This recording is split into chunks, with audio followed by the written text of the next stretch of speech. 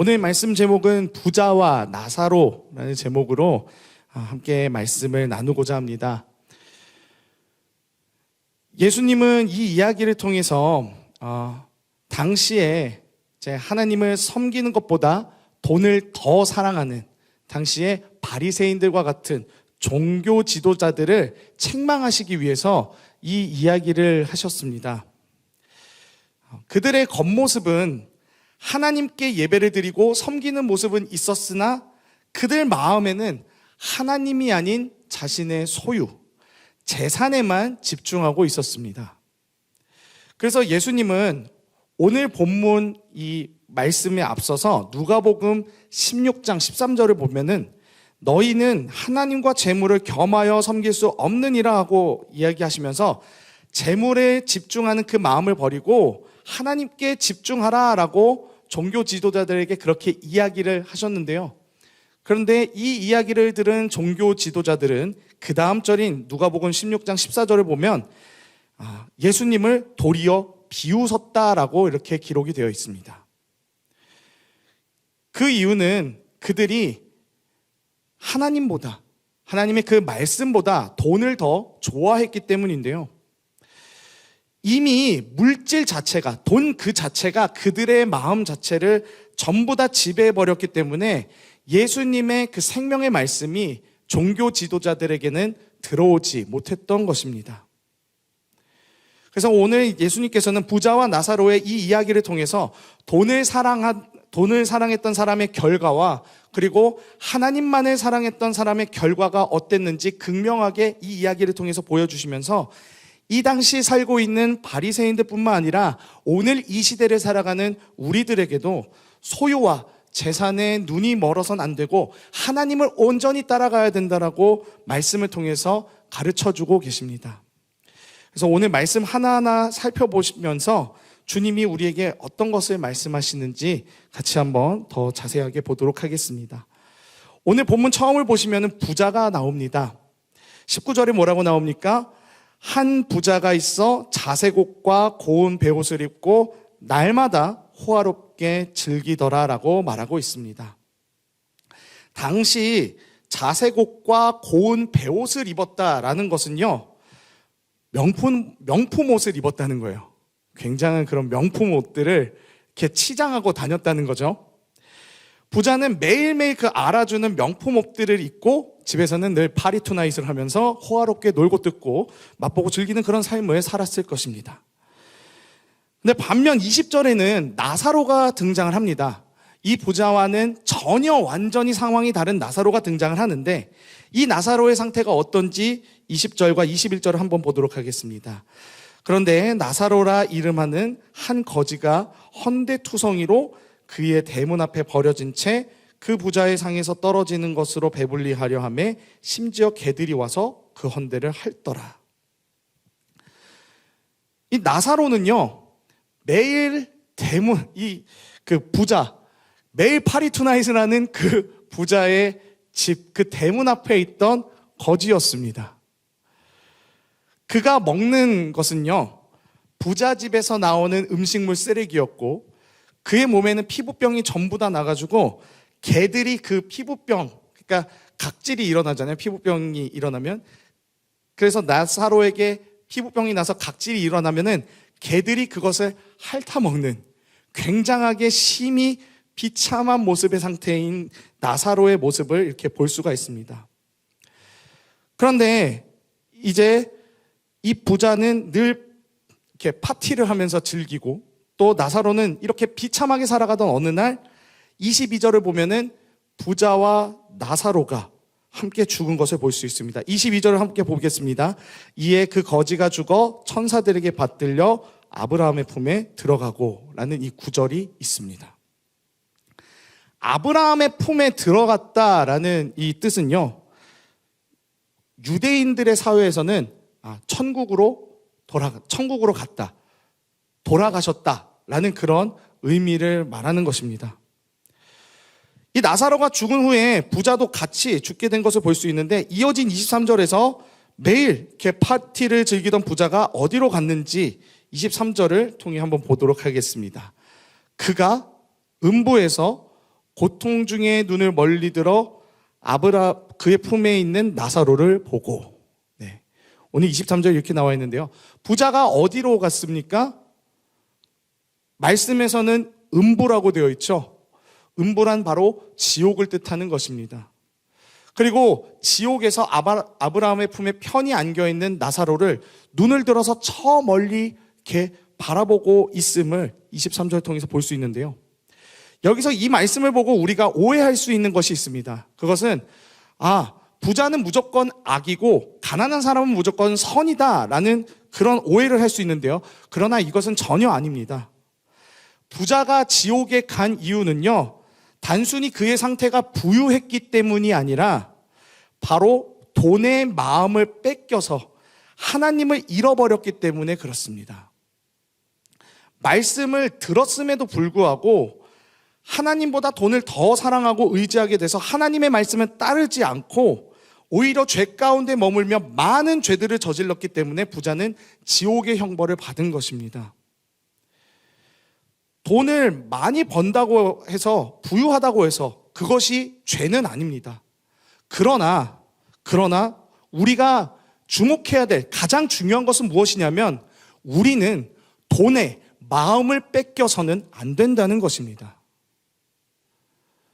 주님은 우리가 돈을 다스리기를 원하시지 돈의 노예가 되기를 원하지 않으십니다. 디모데전서 6장 10절은요, 돈을 사랑하는 것이 얼마나 위험한 것인지 알려줍니다. 한번 디모데전서 6장 10절 한번 읽어볼까요? 시작.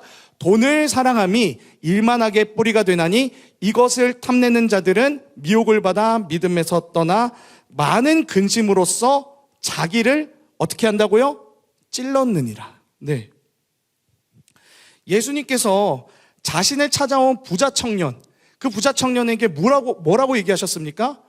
너가 가지고 있는 그 재물들을 다 내려놓고 나를 따라오라라고 얘기를 하시죠. 그런데 예수님께서 그렇게 이야기를 하셨던 이유, 그것은 바로 예수님을 따라가는 것에 있어서 가장 큰 걸림돌이 되는 것이 바로 재물에 대한 욕심이고, 그것으로 인해서 사람이 언제든지 타락하고 변질될 수 있기 때문에 예수님은 부자 청년에게 너가 가진 그 부유함들, 돈들, 그 재물에 대한 욕심들 다 내려놓고 나를 따라오라, 그렇게 얘기를 한 것입니다. 우리는 이 부유함이 우리에게 주는 축복인 것을 분명히 알과 동시에 이 부유함을 가지고 우리가 믿음의 길을 걸어갈 때에는 가장 큰 걸림돌이 될 수 있다라는 양날의 검이라는 것을 우리는 알고 있어야 합니다. 부유함이 주는 교만과 욕심에 사로잡혀서는 안 됩니다. 오늘 본문의 부자의 모습을 보면요, 바로 이러한 교만과 욕심의 마음을 뺏긴 것을 볼 수 있는데요. 19절을 보시면은 부자는 자색 옷과 고운 베옷을 입고 날마다 호화롭게 즐기더라라고 나옵니다. 그가 왜 이렇게 날마다 명품 옷을 입으면서 그렇게 파리 투나잇을 했을까요? 왜 그랬을까요? 바로 자기 자랑 때문입니다. 사람에게는요, 뭐든지 자랑하고 싶은 욕구가 있죠. 그래서 그 자랑하고 싶어하는 욕구를 가장 잘 나타낸 도구가 있습니다.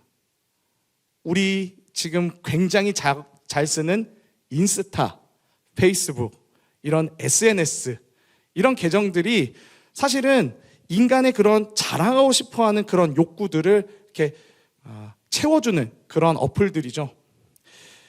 SNS가 유행한 이유도 보면은 내가 어디 좋은 곳을 갔다, 그리고 내가 뭐 좋은 것을 얻었다 라면서 이렇게 자랑하기 위한 사람들의 심리 때문에 이렇게 유행했었던 것처럼, 근데 당시에는 이 SNS가 없으니까 이 부자가 자신의 부유함을 널리 알리기 위해서는, 이때 당시 뭐 페이스북이 있습니까? 인스타가 있습니까? 뭐가 있습니까? 아무것도 없으니까 매일매일 파리 투나잇을 하면서 자신의 존재감을 이제 뽐낸 것입니다. 와, 나는 부자다. 나는 이만큼 쓸 수 있다. 플렉스 하면서 살 수 있다. 아마 부자가 오늘 시대에 살았으면은 굉장한 그런 그 인스타, 그런 부자 그런 인스타들 있잖아요. 그런 플렉스한 사람들은 그렇게 보이는 그러한 슈퍼 계정을 가진 그런 사람이 아니었을까 그런 싶습니다. 근데 이러한 자신의 부유함을 자랑하고 싶어하는 사람들은요, 특징이 있습니다. 뭐냐면요, 돈을 마치 경쟁하는 것처럼 씁니다. 제가 아우디를 샀잖아. 그럼 나는 페라리를 사야지. 제가 구찌를 샀네. 그러면은 나는 샤넬을 사야지. 네, 이런 식으로 남이 이렇게 산 명품을 보면서 경쟁하듯이 자신의 옆에 사람보다 더 나은 부자라는 것을 증명하기 위해서 경쟁하듯이 돈을 씁니다. 저 옆 사람이 가지고 있는 것보다 내가 더 나은 것을 갖고 있지 않으면은 인생에서 마치 패배한 것이다라고 생각하기 때문에 이렇게 부자인 사람들, 자신의 부를 뽐내려고 하는 사람들은 더 비싼 옷, 더 비싼 차, 더 비싼 명품 브랜드를 찾으면서 유행에 굉장히 민감합니다. 그러다 보니까 이 사람들의 고민이 있습니다. 뭐냐면요, 남들보다 뒤처지면 어쩌지? 내가 갖고 있는 부유함이 쟤보다 뒤처지면 어떡하지? 내가 반드시 저거를 사야 내가 쟤를 이길 수 있는데, 이러한 고민과 번뇌에 빠지게 됩니다. 이렇게 내가 가진 것으로 남들에게 뭔가를 보여줘야 되겠다, 본때를 보여주겠다라고 이렇게 생각을 가진 사람에게는요, 마음속에 평화가 없습니다. 그래서 디모데전서 6장 10절의 말씀처럼 많은 근심으로 자기를 찌릅니다. 이러한 근심 때문에 스스로를 찌르고 막 박해하고 그래요. 오늘 본문의 부자가 바로 이런 삶을 살면서 하나님이 주신 이 부요함들을 그저 자신의 욕망대로 씁니다.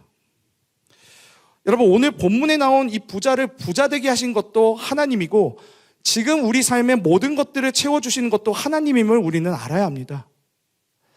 본문에 있는 그 부자가 자기의 힘으로 부자가 될 수 있었을까요?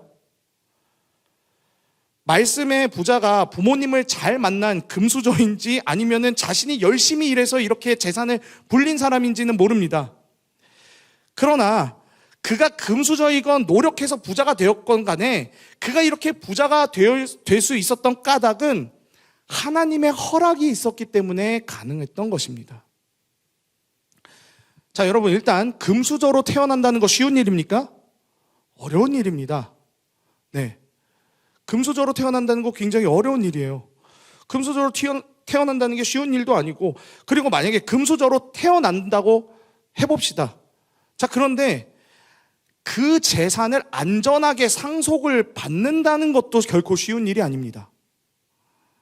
재산 상속받다가 형제들끼리 칼부림 나고 주변 사람들에게 협박받는 일 일어나는 것 뉴스에서 많이 보시지 않습니까? 예전에 그 차성진 목사님이 여기에 오셔가지고 로또 당첨되신 분 이야기를 하신 적이 있었는데, 로또 당첨되신 분이 그 자신의 그 당첨금들 나눠주시다가 결국에 친척의 손에 목숨을 잃게 된 그 이야기를 하시면서 부유함에 대한 허무함을 얘기하셨었는데, 여러분, 이게 금수저로 태어난다고 해서 정말 내가 재산을 이렇게 안전하게 상속받는 거, 이것도 진짜 쉬운 일 아닙니다. 그리고 만약에 스스로 돈을 벌어서 부자가 된 케이스, 그것도 오직 자신의 노력과 힘만으로 오직 그걸로만 가능했을까요? 스스로 돈을 벌고 싶어도 몸이 아프게 되면 돈을 벌 수가 없습니다. 건강뿐입니까? 지금 상황들을 한번 보십시오. 우리 사회를 한번 보면은 코로나 지금 터져 있고, 러시아와 우크라이나 전쟁으로 인해서 우리나라뿐만 아니라 전 세계가 다 어렵고 힘들죠. 이런 것들 때문에 지금 많은 회사들이 소득을 얻지 못해서 파산하고, 또 열심히 일했던 분들도 돈 한 푼 받지 못하고 길거리로 나앉는 그러한 일들이 지금 우리 사회 가운데 지금 일어나고 있고, 이것이 또 전 세계적으로 일어나고 있습니다. 아무리 공부하고 준비를 해도 취업하기도 어려운 환경에다가 물가는 고공행진에 월급은 10년 전 그대로인 상태에서, 이런 상황에서 부자가 되고 싶어도 나의 건강과 사회적 여건과 주변 환경이 허락이 되지 않는다면 아무리 열심히 해도 우리는 아무 소득도 얻을 수 없습니다. 결국 무엇입니까?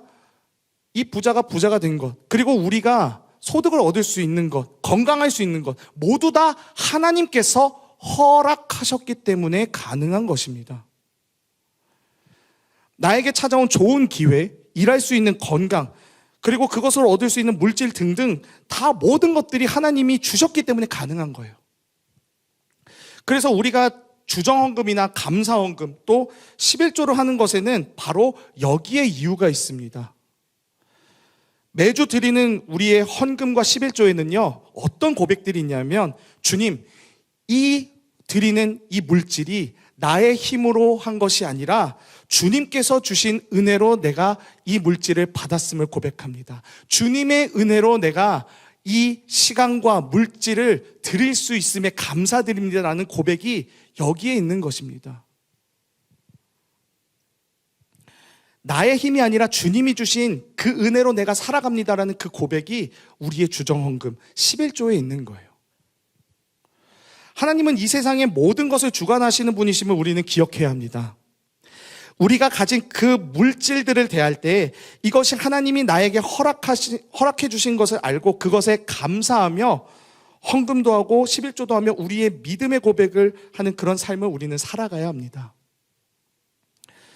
오늘 본문의 부자가 지옥에 갈 수밖에 없었던 것은 이렇게 자신의 모든 것을 허락한 그 하나님을 의지하지 않고 돈을 하나님보다 더 의지하고 사랑했기 때문에 그렇습니다. 반면에 거지의 나사로는 어떻습니까? 우리가 잘못 오해하면은 나사로는 이 땅에서 가난했으니까 불쌍하다는 이유로 그냥 천국 간 걸로 생각할 수 있는데 전혀 그렇지 않습니다.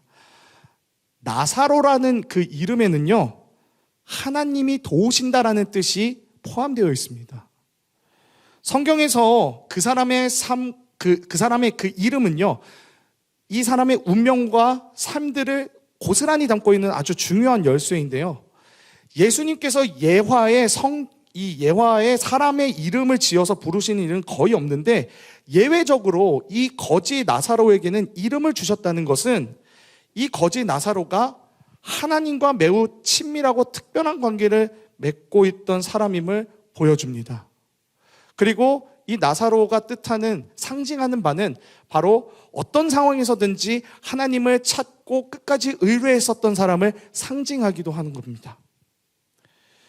나사로는 비록 가난했지만 그 가난과 부족함으로 인해 자신이 얼마나 죄인이며 날마다 하나님의 은혜와 도우심이 필요한 존재인지 깨닫고 늘 주님을 의지하며 살아갔기 때문에 그는 가난해서가 아니라요, 늘 주님을 의지했기 때문에 천국을 갈 수 있었던 것입니다. 이걸 들으면서 어떤 분들은 아니 그러면은 우리 믿는 사람들의 형편은 늘 가난하고 궁핍하고 거지 같아야 되나, 그런 생각을 할 수 있는데요. 마태복음 5장 3절 한번 볼까요? 심령이 가난한 자는 복이 있나니 천국이 그들의 것이며 라고 이렇게 되어 있습니다.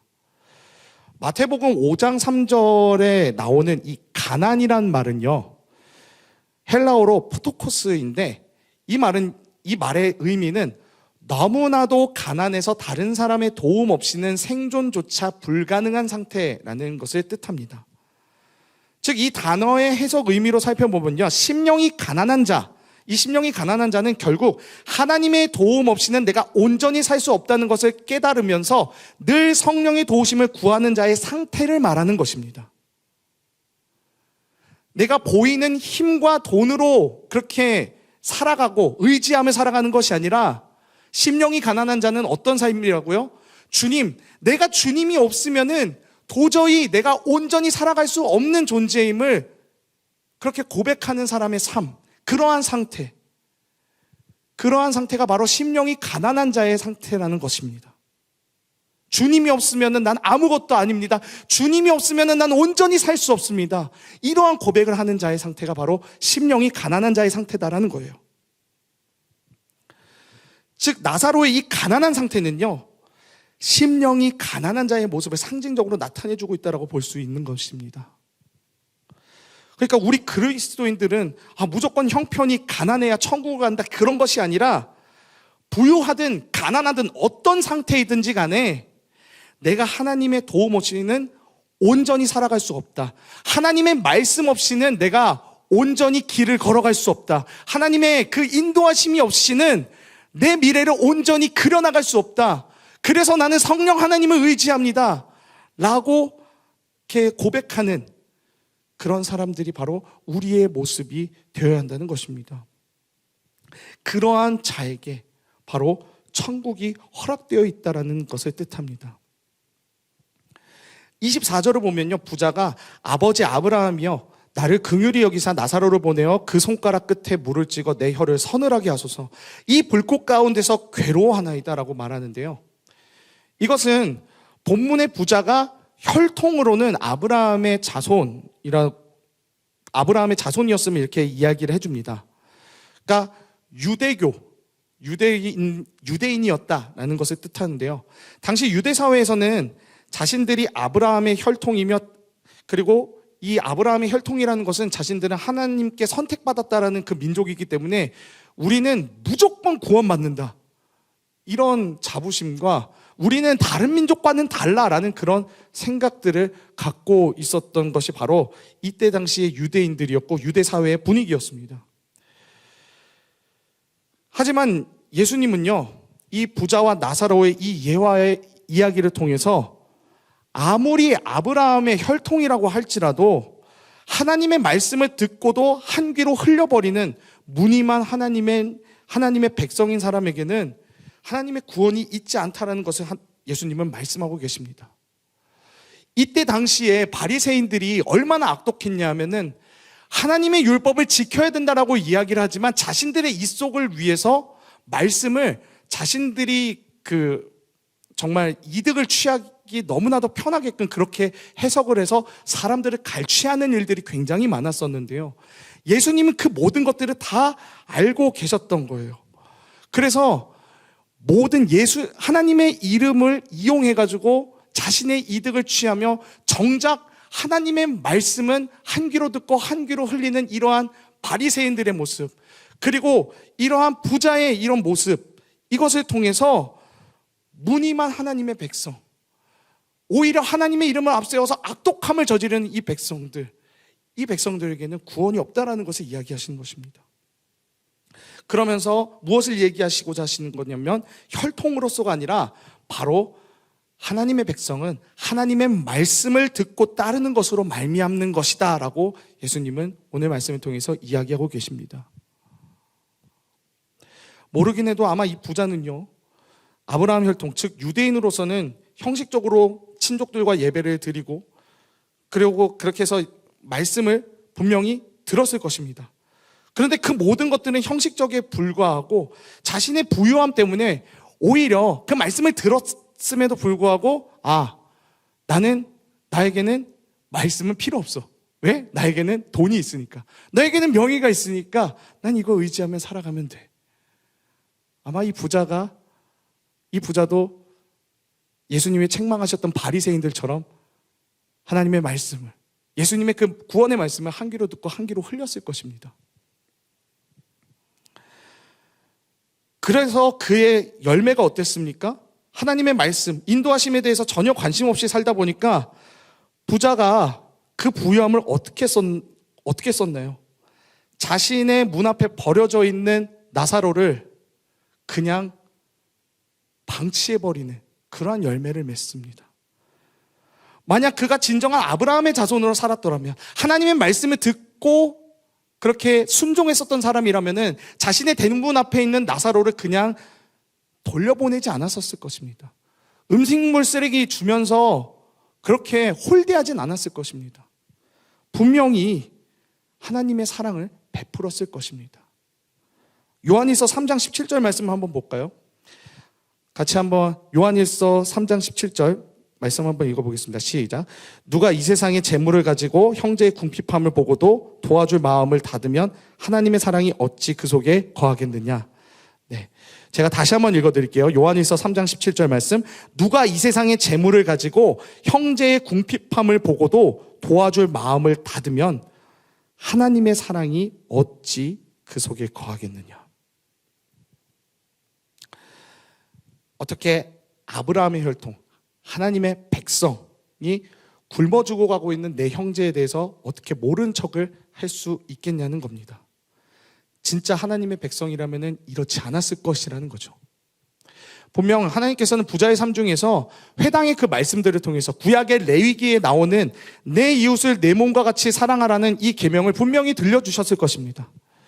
유대인들은 구약의 말씀을 어렸을 때부터 계속해서 듣고 외우기 때문에 결코 부자가 이 말씀을 모를 리는 없었을 것입니다. 아브라함의 혈통이라면 이 말씀을 모를 수가 없어요.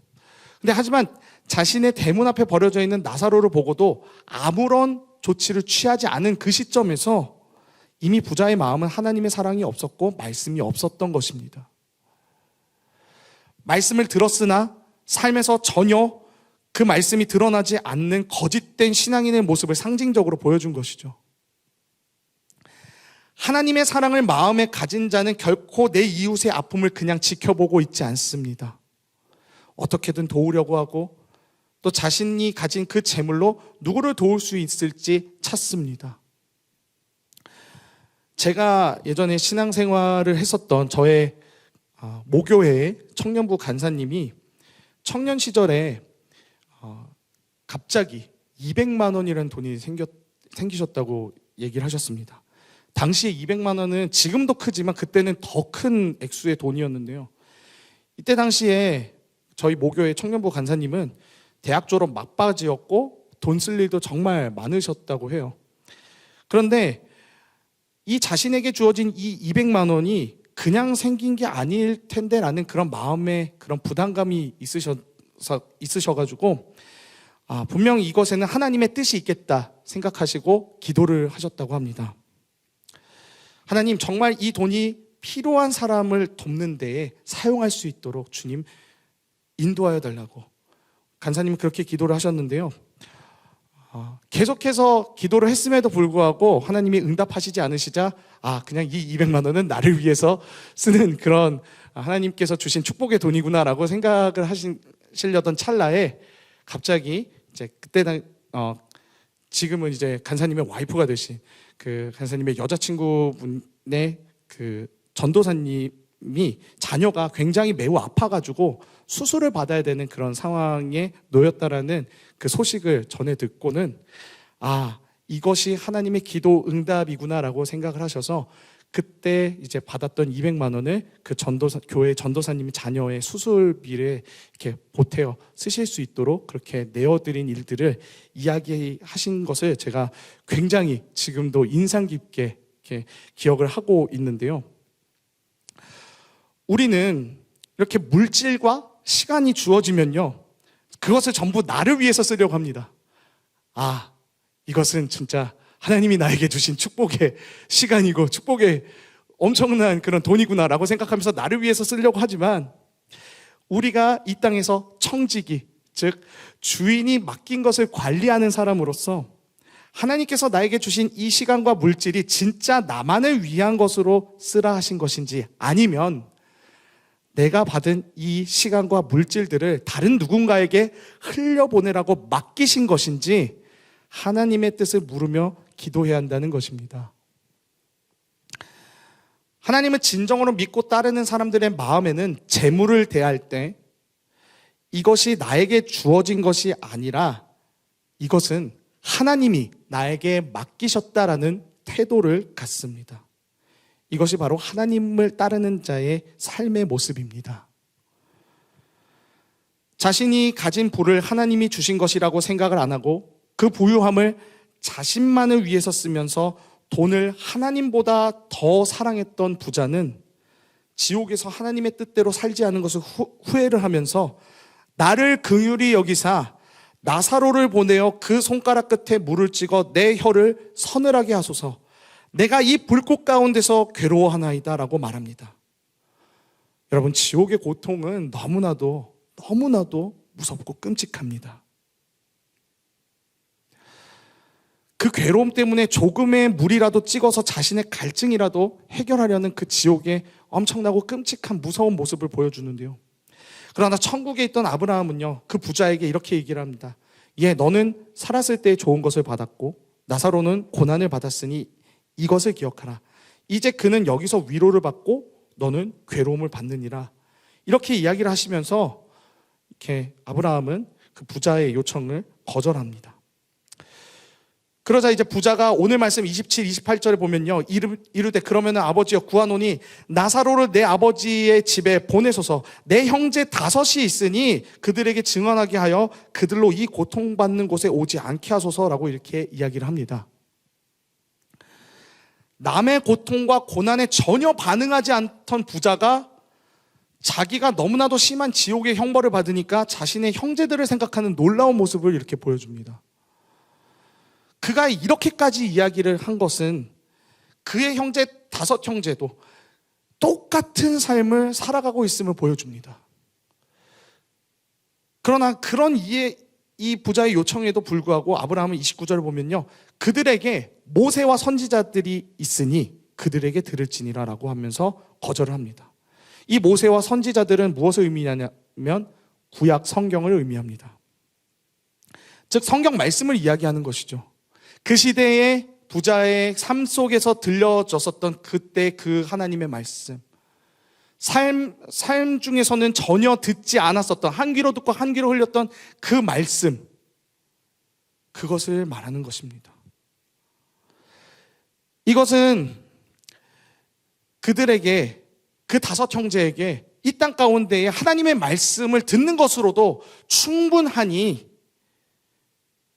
굳이 죽은 자가 돌아가서 이렇게 이야기할 필요가 없다라고 성경은 이야기하는 겁니다. 그런데 부자가 이렇게 얘기를 하죠. 죽은 나사로가 살아 돌아가서 하나님의 말씀을 전하면은 분명히 내 형제들도 회개할 것입니다 라고 하는데, 아브라함이 뭐라고 얘기하냐면 31절에 이르되 모세와 선지자들이 듣지 아니하면 비록 죽은 자 가운데서 살아나는 자가 있을지라도 권함을 받지 아니하리라 하였다 하시니라 라고 이렇게 이야기를 합니다. 사람이 얼마나 완악하냐면요, 예수님이 그 오늘 이 말씀의 동명이인인 이제 마리아와 마르다의 그 오빠 나사로를 살리셨을 때도 바리새인들은요, 예수님을 하나님의 아들임을 인정하지 않고 도리어 예수님을 죽이려고 하는 그런 완악함을 보입니다. 이 예화에 나온 이 아브라함의 이 31절의 이 말씀, 죽은 자가 살아서 권함을 할지라도 듣지 않을 것이다. 이게 얼마나 무서운 얘기입니까? 사람의 완악함이 이만큼이나도 악하고 고집스럽다는 것입니다. 죽은 자가 살아 돌아와서 말씀을 전한다고 하더라도 이미 돈에, 재물에, 눈에 보이는 모든 것에 마음을 뺏긴 자는 그 어떤 말도 들리지 않을 것이고 듣지 아니할 것이다라는 말씀의 무서운 경고가 여기 있습니다. 사랑하는 여러분, 우리는 여기서 중요한 교훈을 얻습니다. 그것은 바로 우리에게 이 지금의 이 말씀, 이 성경 말씀이 얼마나 중요하다는 것인지 우리는 깨닫게 됩니다. 이 매주마다 선포되어지는 이 말씀들이 얼마나 중요한 말씀이며, 이것이 늘 우리가 날마다 듣고 또 마음에 새기며 삶에서 나타내야 되는 귀한 하나님의 말씀임을 우리는 오늘 말씀을 통해서 교훈을 얻습니다. 말씀을 정리하겠습니다. 여러분, 매주의 말씀을요, 생명과 같이 받으시길 바랍니다. 그리고 한 귀로 듣고 한 귀로 흘리지 마시길 바랍니다. 말씀을 붙잡고 생명의 길로 나아가는 저와 여러분 모두가 되길 소망합니다. 완악함에 사로잡혀서 내가 생각하는 그 오름에 사로잡혀가지고 죽음의 길로 가는 것이 아니라 하나님의 말씀을 듣고 깨달아서 다시 주님 앞에 돌이켜 그렇게 더욱더 깊어진 삶을 살아가는 저와 여러분들의 모든 삶들이 되길 간절히 소망합니다. 우린 이 어두운 세상 속에서 말씀을 꼭 우리가 보면서 우리의 마음을 지켜야 합니다. 진리가 아닌 다른 것에 마음을 빼앗겨서 진노의 길로 가는 것이 아닌, 정말 오늘 이 잠언 4장 23절의 이 말씀 이처럼 모든 지킬 만한 것 중에 더욱 내 마음을 지키라, 생명의 근원이 이에서 남이니라. 이 말씀처럼 돈의 마음을 뺏기고 보이는 것에 마음을 뺏겨서 진노의 길로 가는 것이 아니라 정말 말씀에 사로잡혀서 우리가 그리스도의 장성한 분량대로 성장하는 저 여러분 모두가 되길 간절히 소망합니다.